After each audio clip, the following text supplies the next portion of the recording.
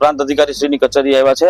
અમે વેરાવળ પ્રાંત અધિકારી મારફત માનનીય મુખ્યમંત્રી શ્રી ભૂપેન્દ્રભાઈ પટેલને વેરાવળ તાલુકા કોંગ્રેસ સમિતિ તેમજ વેરાવળ પાટણ શહેર કોંગ્રેસ સમિતિ અને એમના જે જવાબદાર આગેવાનો છે એ બધા સાથે મળી અને જે ડિસ્ટ્રિક્ટ મિનરલ ફંડની ગ્રાન્ટ હોય છે, જે કલેક્ટર શ્રી હેડે એ ગ્રાન્ટ વપરાતી હોય છે, એ ગ્રાન્ટની અંદર જે મોટા પાયે 6 મહિના પહેલા જે ભ્રષ્ટાચાર થયો છે એમાં જે ન્યાયિક તપાસ થાય અને એમાં જે ન્યાય મળે, જે વિસ્તારમાં ગ્રાન્ટમાં ક્યાંક મોટા પ્રમાણમાં ગોટાળા થયા છે એ તપાસના અંતે સીએમને આવેદનપત્ર દેવા માટે અમે અહીંયા ઉપસ્થિત થયા છો અને એમાં લગભગ 4.5 કરોડ રૂપિયા સગે વગે કરવામાં આવ્યો છે।